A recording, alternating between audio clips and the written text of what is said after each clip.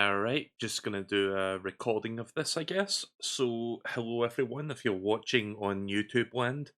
This is not a live stream, this is just a pre-recording. So, Microsoft dropped a developer direct, and I don't know about you guys, this might just be a me thing. Xbox developer directs, Sony State of Plays, those don't really excite me all that much. I usually don't get, hyped up for them. And for me personally, Nintendo Directs are where it's at. Like they're usually the ones that bring home the bacon, but I am kind of low-key interested in this because one of the things that they confirmed as being shown, if you can see in the infographic there, is like more information on Doom the Dark Ages, which is coming out this year. And I do like the Doom reboot so far, like the reboot, I guess, trilogy now. And yeah, I want to see more of that, so this whole presentation is about an hour long. Apparently they've got some other stuff here. Like they've got a mystery game. I don't know what that is. But yeah, I'm just going to watch this. Just going to react to it. And we'll see what happens.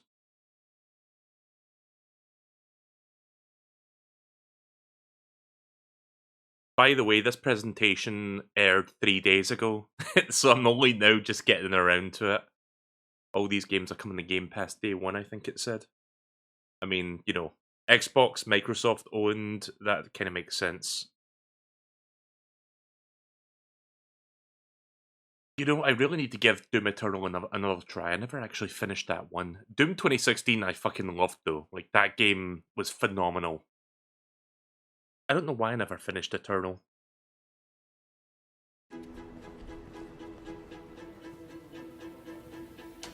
Yes, here's the quote-unquote developers. For games. For kids.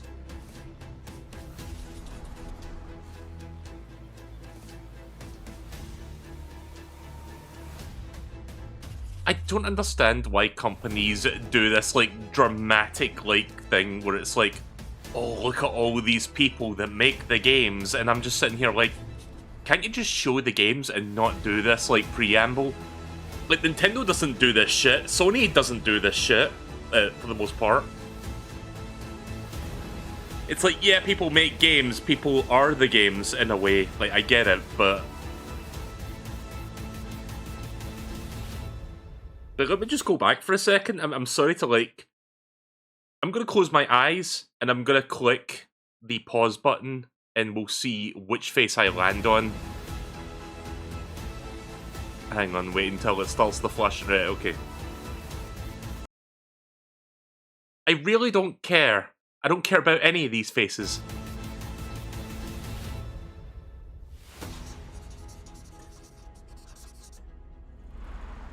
Like, I'm gonna forget the person, like, 2 minutes later, so what's the point? Like, just show the games, thanks. Well, I guess we're starting with the mystery game. I thought they were gonna save that for last. Okay. Well, this is a... Oh, fuck, what's that company called? The Ninja Gai-den people?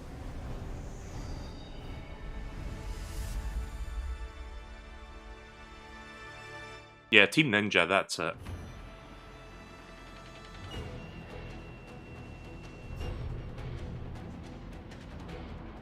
Oh yeah, that's right, Microsoft owns Team Ninja now, don't they? They bought them like several years ago. I forgot about that. So I'm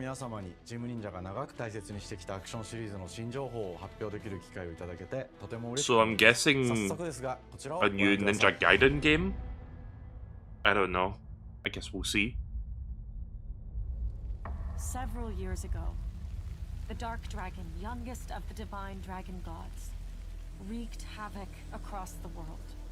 The plot was ultimately thwarted through the efforts of a sole ninja. Yeah, Ryo Hayabusa, or whatever his name is. Dark Dragon's husk remained, and from this husk fell an endless downpour of cursed rain. The abandoned Tokyo continues its struggle against chaos to this day. I think. Infiltrated the facility. Or it could be a new IP. Commencing mission. Platinum Games, okay. You got me interested. Yeah, I think this is a new Ninja Gaiden. Alright, I'm interested. You know, I really need to get to that modern trilogy at some point. I played a tiny bit of the first one on the original Xbox like a million years ago. But it's one of those games that I own like the HD trilogy or whatever it's called, like that remastered collection that came out a couple years ago.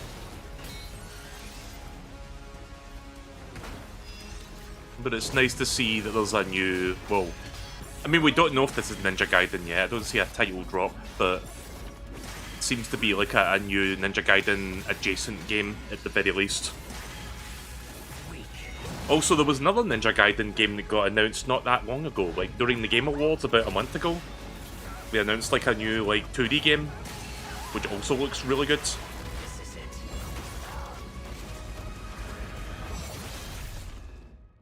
Ryu Hayabusa.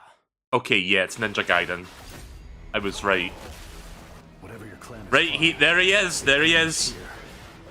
So you've got two playable characters. You've got the good old reliable, and you've got a new one.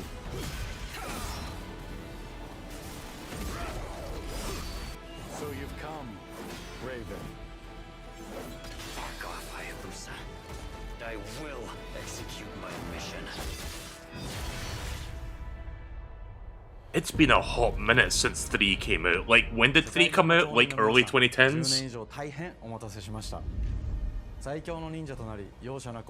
Okay, I really need to get into this series now, knowing that there's a 4th one on the way. And it actually looks good. Collaboration between Team Ninja and Platinum Games, right? That, you know, I didn't think they would collab with, like, Platinum for something like this, but I'm glad that they are, because Platinum knows how to do good action games. Yeah, they're the Bayonetta guys, so makes sense. 新たに皆様にお届けするにあたり、より多くの方に新鮮な気持ちでプレイしていただけるよう、新たな世界を新主人公であるもう一人の町人、ヤクモで冒険する So Yamuko is the new guy, I guess. I don't know anything about the Ninja Gaiden lore. Like, I just know that the 3 games originally came out on like the old Xbox. Like, I think the first one was original Xbox, and the second and third games were on Xbox 360 question mark. I know the third one was on Xbox 360. I don't know about the second. But I do have the remaster trilogy, like I said. So I think now's as good a time as any to finally get into it.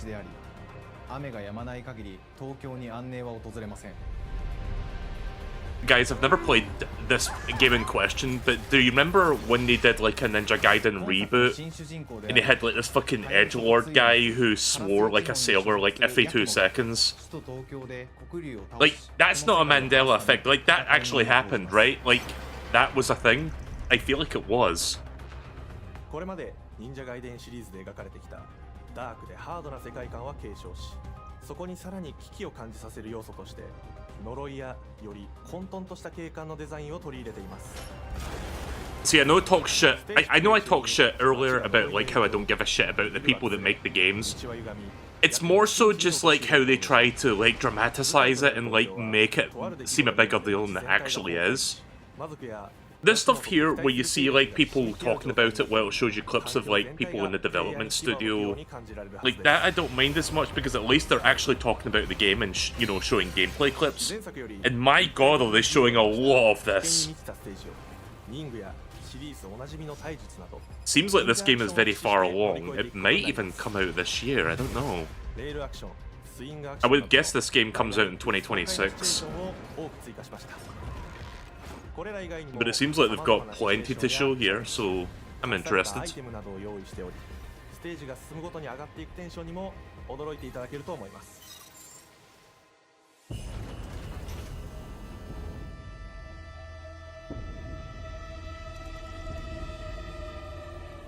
新しい主人公のヤクモは竜ハヤブサに次ぐ新たな町人です。彼にはまだ若さも残っていますが、カラス一門を背負う天才忍者でもある。 Would you guys, like, assuming that anybody that watches my usual live streams are watching this offline recording on YouTube, would you guys be interested in me doing a live stream of the original Ninja Gaiden trilogy? You know, the 3D ones, I mean, not the NES ones. Like, I don't know if I want to touch the NES ones. 黒竜の封印を守る竜神島や But yeah, let me know. 蔓延する Let me know. 必ざるもの Send me the engagement. Send me a comment. I don't know. Just tell me if you're interested. また I feel. Is this just a me thing where I feel so dirty for telling people to leave a comment or like and subscribe and shit like that? I don't know. Also, in me saying the word subscribe, I think the subscribe button at the bottom started flashing because apparently YouTube does that now. Wait, is it the subscribe or is it the like button that does that, or is it both? I forget. YouTube is weird, man. Anyway, I'm getting off topic here. I do like that red flash with the kanji characters, kanji, when you like get a glory kill. 多勢に無勢の状態が長く続く戦況を一気に覆すことができます。もちろん1対1の戦闘における比率も健在です。 Intense 1v1 battles. Alright. 回避をしてくるため緊張感のあるフェアな戦闘を味わうことができます。敵の動きをしっかりと捉えながら一瞬の隙を逃さずに攻撃を仕掛けていくことが重要です。 You know, considering how big of a deal this is, like a Team Ninja Platinum Games collab for the 4th entry in a franchise that's been, for the most part, dormant for this past decade, I'm surprised that they're opening with this and not ending with it. This seems like a closer announcement, not an opener. Either way, the very strong introduction. 竜とは一味違うアクションを有していますが、その中でもしっかりと忍者ガイデンらしさを感じていただけると思います。例えばカラス、ヌエ、2つの型があるという点が役 Yeah, I think I'll have fun with this. This does look. I do like me some action games. This looks like something I would enjoy.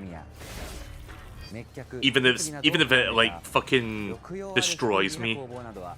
Because it's probably not an easy game. I know the 3D Ninja Gaiden games are tricky. But it's kind of like Bayonetta, like you get a rhythm after a while, like you eventually figure it out and then you're like, okay, I can do this. There's that classic move, the pile driver. Or whatever it's called. I think it just said it on screen, but I missed it. All new unique movesets. 忍者ガイデンシリーズに色濃く残っている歯ごたえやグレードの高いアクション体験の継承。 You know, I've been wondering what Platinum have been up to since Bayonetta 3 came out several years ago, so I guess this is what they've been doing. 進化した正当続編を作り上げるべく総力を挙げて開発を進めております。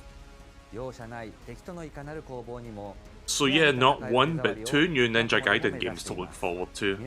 Ninja Gaiden fans been eating good. 楽しみにしています。シリーズファンはもちろんのこと、忍者ガイデンを初めてプレイする方でも存分に楽しめる作品になっておりますので。 Guys, what if I just unironically called the game Ninja Gaiden 4 from now on? Like, would that annoy people, or would they get the meme? ついに発表することができて非常に嬉しく思います。 2025年秋に本作を皆様にお届けできるのを楽しみにしています。 So it's coming out this year. Interesting. Sooner than I thought. I thought this was going to be 2026. And it's a Game Pass Day 1, so alright, sign me up. There's one more thing we are excited to announce. Please take a look. Oh, okay, so we're not done yet.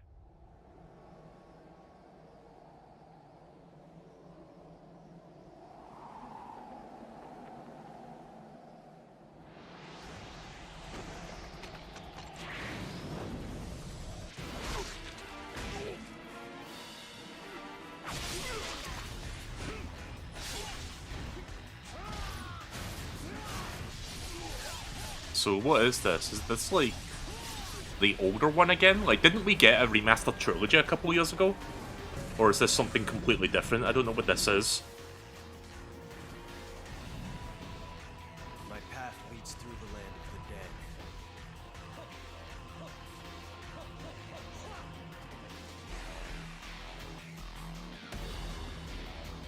And thus the sun sets on the Dragon Ninja bloodline. For a moment there, I thought that was Raiden from Metal Gear Solid 4. Go back to Or yeah, I forgot. Was it 4 or was it Revengeance? Who cares? Oh. So wait, what's the difference between this game and the Ninja Gaiden 2 that's in the remastered collection? ハイスピードなバトルを皆様にお楽しみいただいた作品です。今作忍者ガイデン2ブラックではオリジナル版の表現にアンリアルエンジン5を用いてグラフィックを大幅に刷新。忍者ガイデン2の完全版 So it's basically completely remastered and retooled to use Unreal Engine 5, so graphically it looks much better than the original. I get it. そして本作は本日コンソール I'll try. そして Xbox ゲームパスでこの後 Oh, it's a shadow drop. Okay, and it's on Game 忍 Pass. 者ガイデンシリーズを長年応援いただいている皆様は Okay. もちろんのこと本日忍者ガイデンを知っていただいた皆様も忍者ガイデン4の発売前に If I ぜひ find the 本 time 作 to を do the お楽しみ Ninja ください Gaiden series, I'll play the first game in that remastered collection. Then instead of playing the second game, I will play this, like, you know, this remastered version. 忍者ガイデン4を含め2025年は忍者の年イヤーオブザ忍者となります。ぜひ忍者ガイデンシリーズの展開にご注目ください。本日はありがとうございました。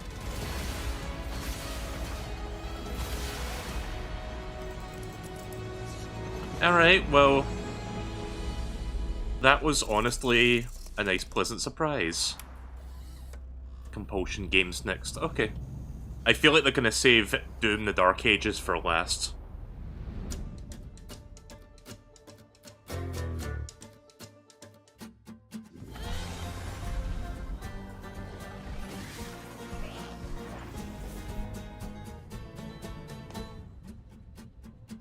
Hi, and welcome to Compulsion Games here in Montreal, Canada. At our studio, we care about world building, and we treat the setting almost like a character of its own. From the magical noir of contrast to the alternate history of We Happy Few, we draw inspiration from the landscape, We Happy shape Few. mood, drama, I've not heard so many good things about that one. Third-person action-adventure game. The story and South characters of bring Midnight. a folkloric Deep South to life. This gave us a chance to explore Southern Gothic themes with a dark fantasy twist. So while our protagonist Hazel is at the forefront of elements and larger-than-life creatures that will leave a mark on her journey and growth.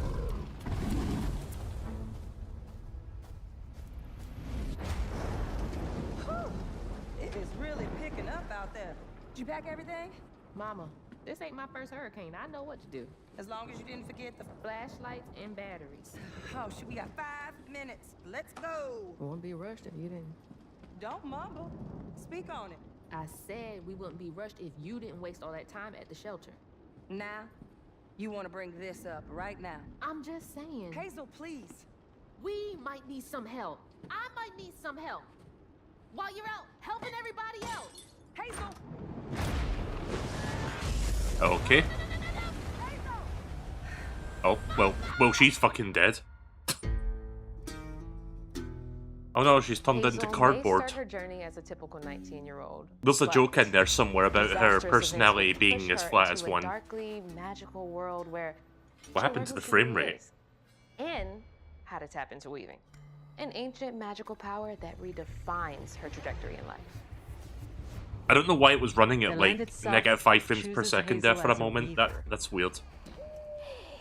Someone who can see beyond the surface and tap into a deeper reality. The grand tapestry. Unless that's like a stylistic Weavers can choice. see the fabric binding our world, connecting people, nature, and echoes of the past. Keep those hands to yourself. Hazel can perceive both the mystical strands and stigmas in the world. Through her newfound power, she reweaves these stigmas and mends the afflicted creatures she encounters. As Hazel discovers her power, the world gradually shifts into the surreal, revealing that creatures from the old folktales actually exist. You up here, my salvation. Among them is good old Catfish, the storyteller who becomes both the guide and companion to Hazel across the game. It ain't every day I hear about a new weaver such as yourself. Would you kindly do your weavy thing and help me down? Meeting Catfish marks the true beginning of Hazel's journey. All of Hazel's arsenal and powers are designed around textile crafting and traditional spinning wheels. Her weapons include a spindle, 2 weaving hooks, and a distaff. Her magic abilities manifest with supernatural lace-like patterns, blending the traditional craft with mystical elements. Hazel engages with the world through a variety of movement abilities. Those abilities also help Hazel progress on a journey. As her journey unfolds, Hazel So it's a will 3D master platformer new action weaving adventure abilities, game, I guess. using them to traverse the world, conjure objects, and confront adversaries. Combat is about understanding and adapting to different enemy archetypes known as Aints, the manifestations of corruption Hazel encounters. These haints trap Hazel in combat until she unravels them, destroying them in the process. Each Aint has its own unique moveset, strengths, and weaknesses that you'll need to learn and adapt to. For example, the slug burrows on the ground and unleashes devastating strikes from afar, while the Ravager closes the distance with chilling speed. Hazel can counter these threats with agile melee abilities to execute powerful combos, jump attacks, and charge attacks. But close combat is risky and can backfire because Aints have powerful defensive abilities. Mastering your magical skills becomes the key to gaining the upper hand in combat. You know, not saying this game is shit or anything, it probably is not, but how unfortunate that this game in particular has to follow up the Ninja Gaiden 4 announcement, right? Melee combos, push them back to interrupt and stun their attack. Then press the advantage with follow-up strikes. I mean, it seems alright. I'm sure you can get a little bit of fun out of it, but again, man, the fact that they followed that up with this, it's like night and day after seeing what I just saw. Breaking their core and setting them free of their corruption, which has the added benefit of providing. It almost feels like self-sabotage on Microsoft's part. To play your combos right, you can enhance Hazel's combat readiness and keep on chaining her abilities. As Hazel progresses in the game, she unlocks new moves and improved abilities, and you'll have to decide which areas to prioritize. Here's the thing though, I am not opposed to playing this because it's coming to Game Pass, so, you know, anything new that seems interesting, this seems kind of interesting. I'd be down for checking it out. No reason not to since I already have a Game Pass subscription. And responsive, built around chaining attacks, landing precise strikes, and unraveling enemies. You mind if I take a look around? You can see every place old Molly terrorized and more. Now for the low, low price of $1.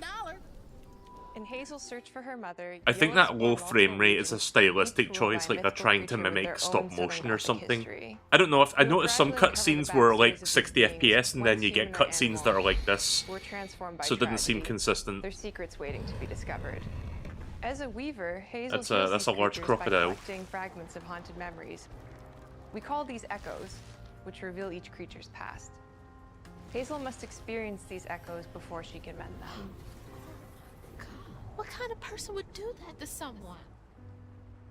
We design each region to reflect the creature that's been doomed to wander it. From the atmospheric environment to unique music themes composed for each one. While not all encounters lead to direct combat, Hazel will need to face mythical creatures in epic confrontation before she can heal them. Our boss encounters and gameplay sequences also reflects the uniqueness of each creature, with distinct mechanics that center around a specific thematic. These encounters feature multiple phases that ramp up in complexity. As the encounters progress, the musical theme builds up, cranking the tension alongside the fight. Whether it's Two-Toed Tom or hugging Molly, each of these larger-than-life creatures is inspired by Southern folklore and lead to climactic battles. I don't know anything about Southern folklore, but some of this stuff does look interesting. South of Midnight unfolds as a hero's journey, and as Hazel, you'll travel through a tapestry of Southern-inspired landscapes. From abysmal swamps to flooded farmlands to the Appalachian peaks. In our magical South, decaying buildings reclaimed by nature stand moments away from a hungry Rugal. And as Hazel delves deeper, reality bends ever more toward the fantastical. The history, landscape, and folklore of the American Deep South fill our world, and our team has infused the game with thoughtful details and environmental storytelling, like our bottle trees and haint blue porches, which are said to ward off evil spirits. The Way to the Past emerges as central themes, which you can see through old abandoned buildings and businesses struggling to survive. As you explore, you'll meet locals who stayed behind even in the face of a hurricane. So I'm the last person left here. Oh, those damn haints. This part of the river's filthy with them. Artistically, we're staying true to our moody compulsion signature style. But this time, we're using a handcrafted approach inspired by stop-motion animation, which allows our team to bring a distinct personality and tone into every prop and character. Because this folklore is open to visual interpretation, we embrace the freedom to reimagine these creatures and their stories, to adapt how they look, and to craft our own version of a fantastical Deep South. So yeah, it was a stylistic choice then. At Compulsion Games, we love to craft around central themes. We're lucky to have talent across all our disciplines that collaborate to give South of Midnight such a unique personality. We hope you enjoyed this deep dive into South of Midnight. We're thrilled to announce that the game will launch on April 8th, and pre-orders are now available on Xbox and Steam.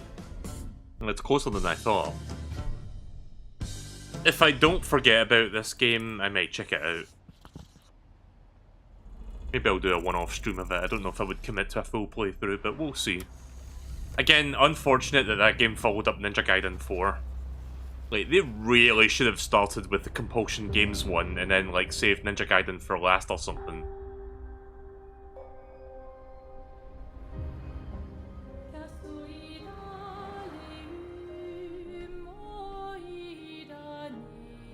Bonjour everyone. We are Sunfall Interactive and welcome to our manor. We are a small studio based in Montpellier, France, working on our first game, Clair Obscur Expedition 33.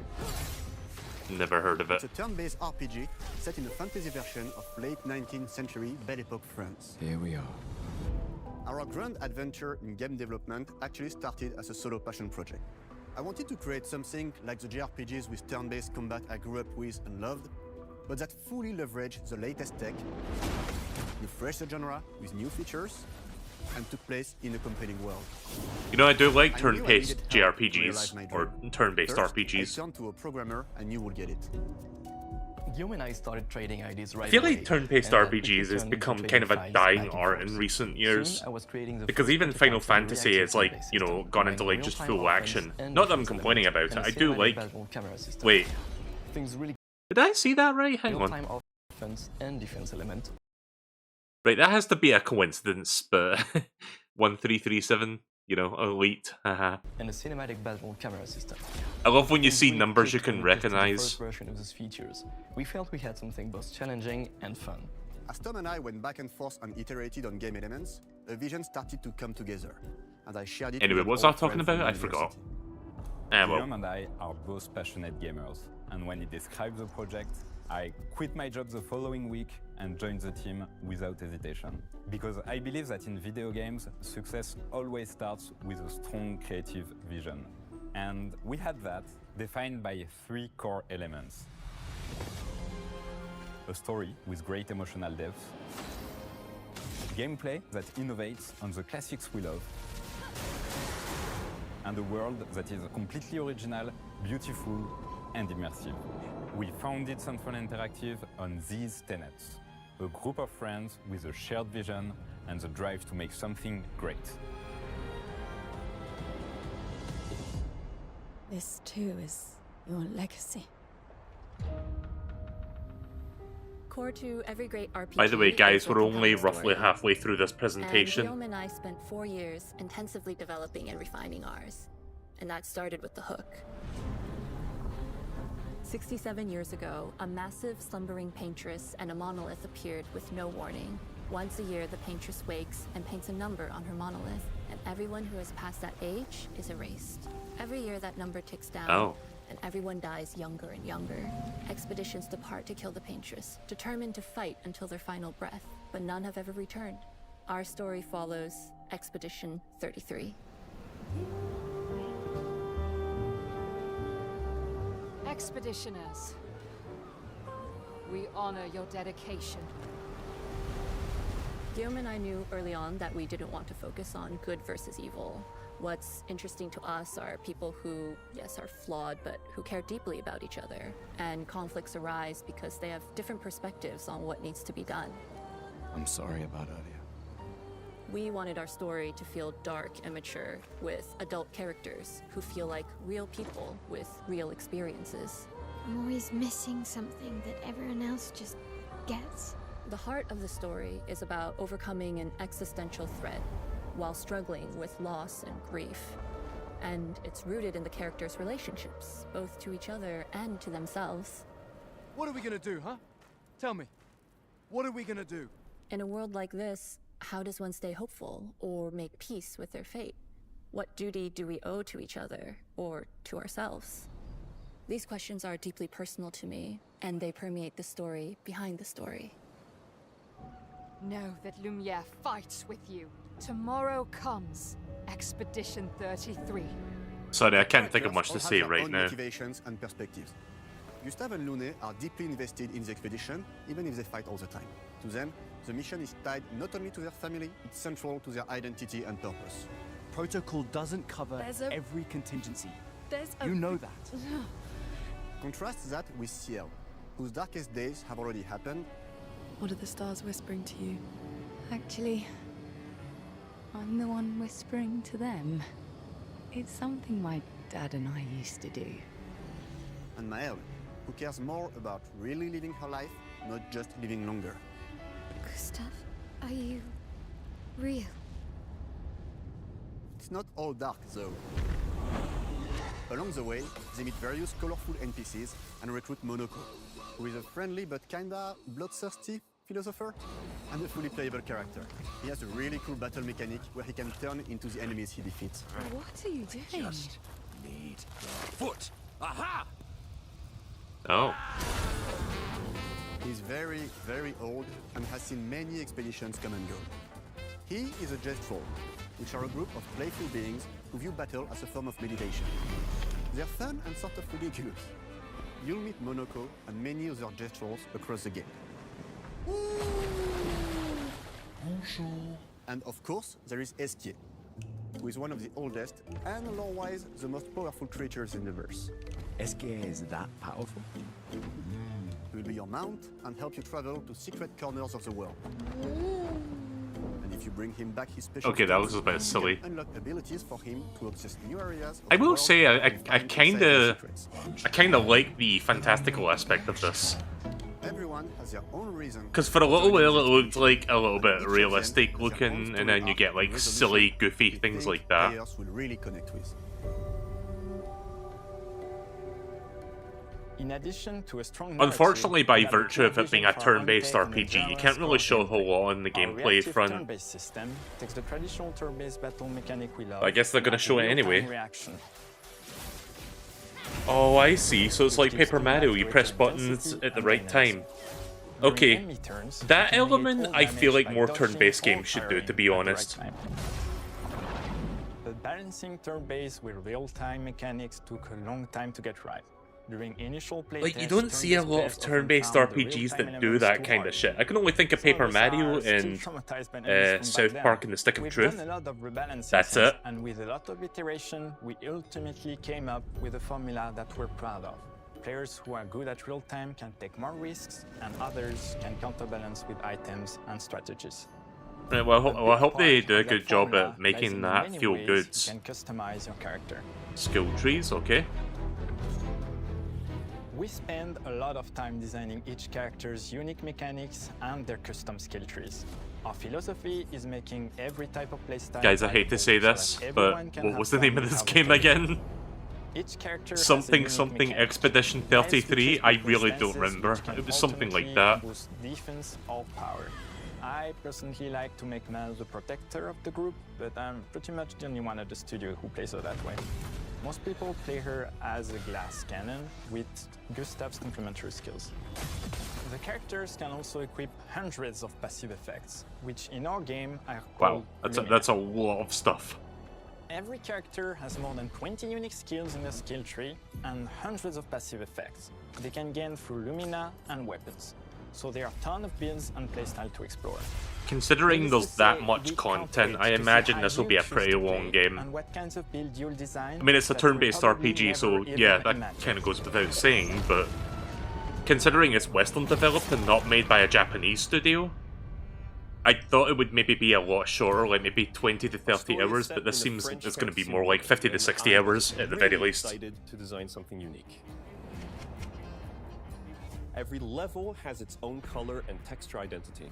For example, the Gestural Village is an early area in the game where players can enjoy a fun break. We wanted something that feels chaotic, grungy, and toy-like.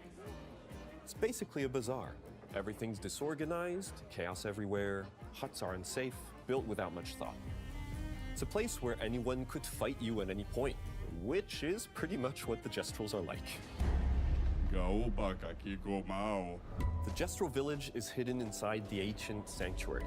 The ideas here were forest, labyrinth, and sentinels. I designed it as a vibrant place, like an old graveyard of Gestrals, or forgotten wooden toys in a box, with two main colors, red and white. I wanted to make it feel cozy, hidden from danger, with traps and labyrinths in case enemies get in. Same process with the characters. Minoko came in a single concept. I thought of a monkey-like body, white fur with a black and red flat mask. Good eye. Ah, fuck, sorry about that. Definitely a Gestral. For SK, we needed a cuddly companion to take us around the world. I thought instantly of a giant inflatable balloon and old Victorian pillows with many intricate motifs. We start with the core themes and ideas, and the visuals grow organically from there. Again, I do like the fantastical elements to this. There was one thing that we absolutely wanted to bring back from older JRPGs. A feature we really loved, but is very rare these days. A completely 3D and navigable world map. Yes, we've got a world map. And it was a real challenge to create, both artistically and technically. And it ended up a lot bigger than we expected. You'll definitely need SK's help traveling around. Here we go! We're super happy with the result, though. Again, that just looks incredibly silly. Entire hidden levels. If you want to fight the toughest bosses of the game, you will have to explore. Good luck.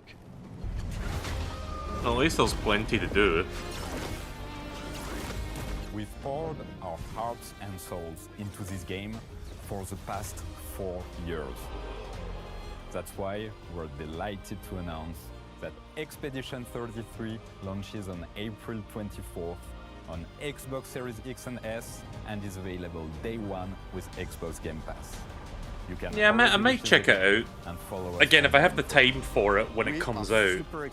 Again, it's a JRPG. Well, technically not J in there, but it's an RPG, so it would be a bit of a time investment. I don't know if I would commit to a full playthrough of this on stream. I might do it at least like a couple streams, just see how I feel about it. Demain viendra. Tomorrow comes. Demain viendra. Demain viendra. Tomorrow comes. But yeah, forget the full title. Claire Obscure Expedition 33. Yeah, okay then. Alright, here we go. This is the one I wanted to see. Makes sense they would save this one for last. I'm glad to see that they're still making Doom games.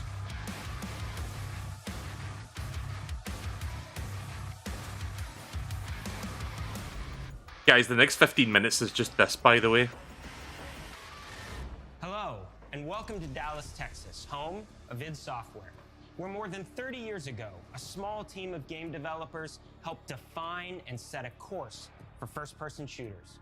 A lot has changed since then, but our team is as passionate as ever, and the most important values at the core of our games, innovation, craftsmanship, and performance, remain a priority for us to this day.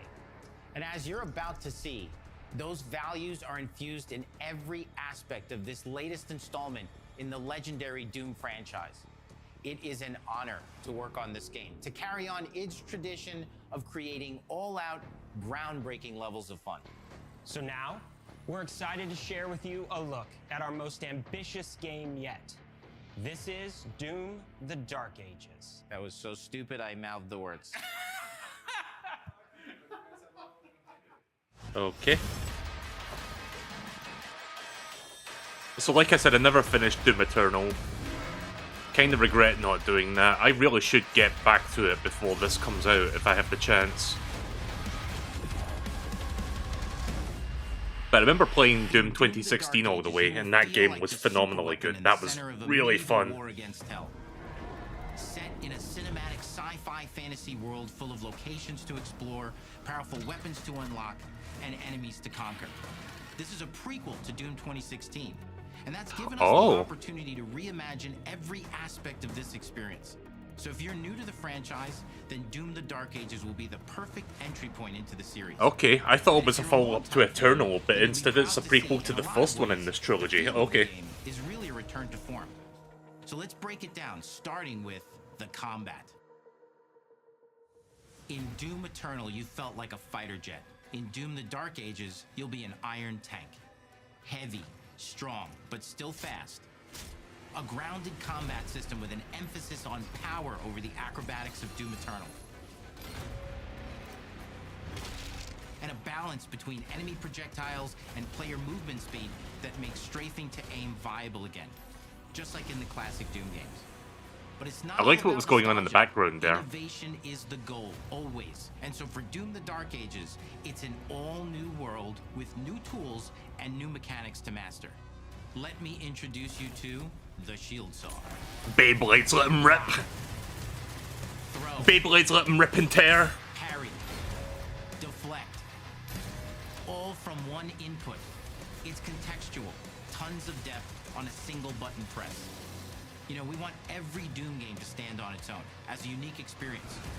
So in 2016, we asked you to run and gun. In Doom Eternal, it was jump and shoot. And in Jump and shoot ban. You're gonna stand and fight.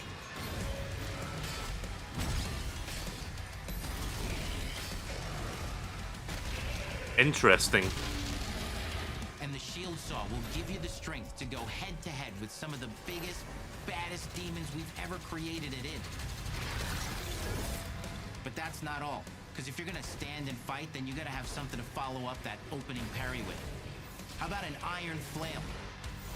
Ah. Or maybe an electrified gauntlet. Or even a Doom spiked mace. That's right, we have 3 melee options that are part of a melee system. All on one input, complete with combos and upgrades. And it's totally awesome. Okay. And you can finish off the demons now with an all-new, unsynced, completely in the player's control glory kill system. Yes, the glory kills. As you see fit, and it feels amazing. You'll feel unstoppable, smashing your way through the horde with. Yeah, that's the fun stuff right there. And then you see all the the ammunition and shit dropping out. Oh, that's good stuff. Really important button that we haven't talked about yet. Okay. The trigger. Trigger warning, by the way. That's right, we've saved the best for last. Doom has and always will be all about the guns. And Dark Ages Of has course, some of the it is a Doom game. ridiculously powerful weapons that we've ever created. Mean. Ancient. Brutal torture machines. Built to butcher. Okay, that looks incredibly silly. I love that. So over the top. Like fucking crunching in skulls just to make bullets. Insanely fun to use tools of mayhem that only the Slayer has the power to wield.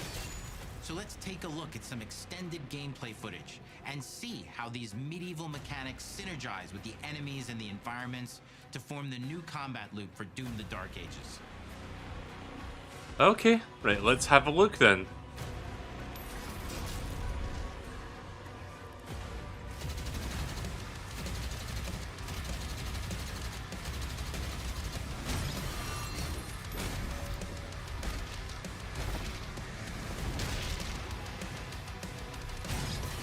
I can see now why Microsoft wanted to save this one for last and not Ninja Gaiden 4.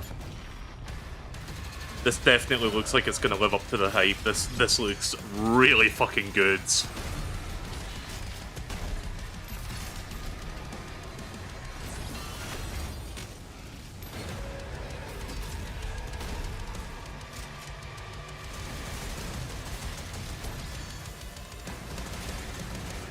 Like, the last Doom game we had was on the previous generation, so this is definitely making use of the new graphics. And flexible than ever before, with a new difficulty system and sliders that will allow players to tune the speed and challenge of the game to whatever fits them best. You can slow things down or speed them up. Oh, what? You can play in turbo mode? Oh my god. I'm not gonna do that, but I can see a lot of people having fun with that. 2 games now to get in and pilot your very own 30-story Atlan, which is a mech.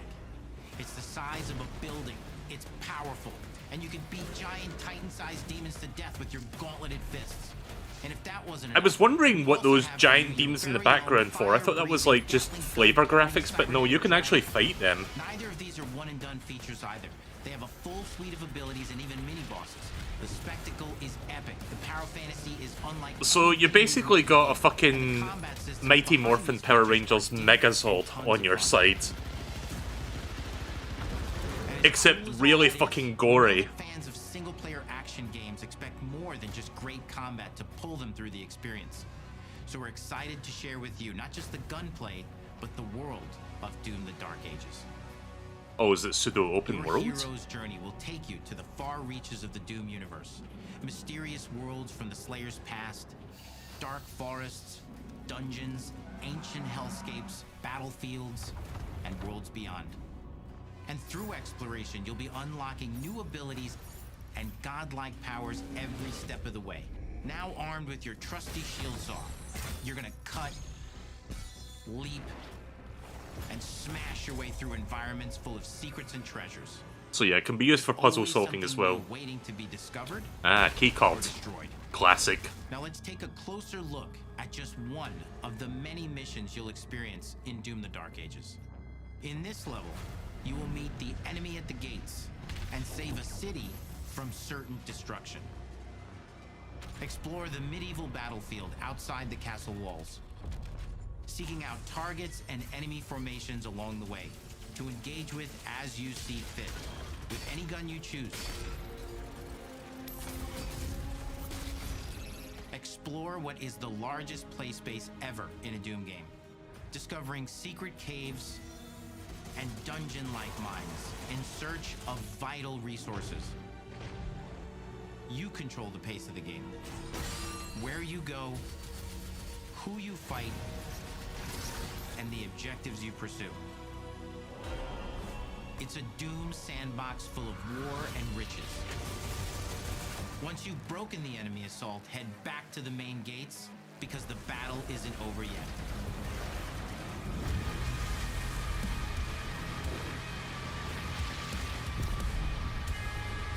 Yeah, so here's where the kaiju fight comes into play.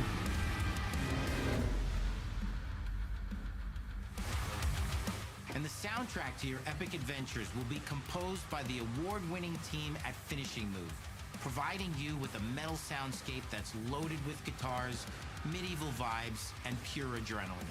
You'll feel like you're expanding the legend of the Slayer with every mission you complete. And speaking of that legend, the story of Doom: The Dark Ages, like everything else in the game, is big. It's a summer blockbuster event with everything on the line, and you are the star of the show. Your power is coveted by your enemies and withheld from your allies. With the Slayer imprisoned at the start of our story, the balance of power between good and evil is shifting, and time is running out. It's a new story and the perfect entry point for new players. It's easier to access now as we've taken the narrative out of the codex and into the cutscenes, featuring new characters, old allies, and powerful new villains. And for returning players, it leads directly into the Doom 2016 Slayer's Testaments. It's an action story worthy of the Slayer's legend.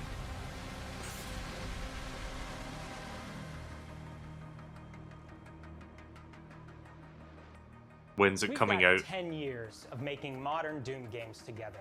And we've done I know it's better this with year, but I every want to game know what we've month. Like, I The want hope to with play all this. the goal is to give players an experience that's as fun to play as it was to make. And make something that's good enough to become the best game id has ever made. But that is for you to decide. When Doom the Dark Ages releases, May. Okay then. Less than half a year away. Just a few months.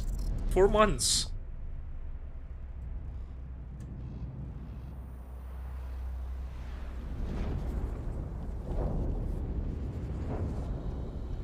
That new Doom game, guys. I want it. It looks legit. I cannot move. And now here's all the people who made these games. You will feel like the superweapon in the center of a medieval war against hell. All of Hazel's powers are designed around textile crafting and spinning wheels. The combat system is built around chaining attacks and unraveling enemies. Our reactive turn-based system has real-time reaction, which gives So yeah, it combat seems like, feature unlike most years, Microsoft's year seems to be stacked with really good games. We don't have a release date for this, but it is coming out this fall, so it's only a matter of time before we get our hands on that one. Oh yeah, and the Ninja Gaiden 2 Black came out today. Or, well, not today, 3 days ago. Like, I'm watching this a few days late, but...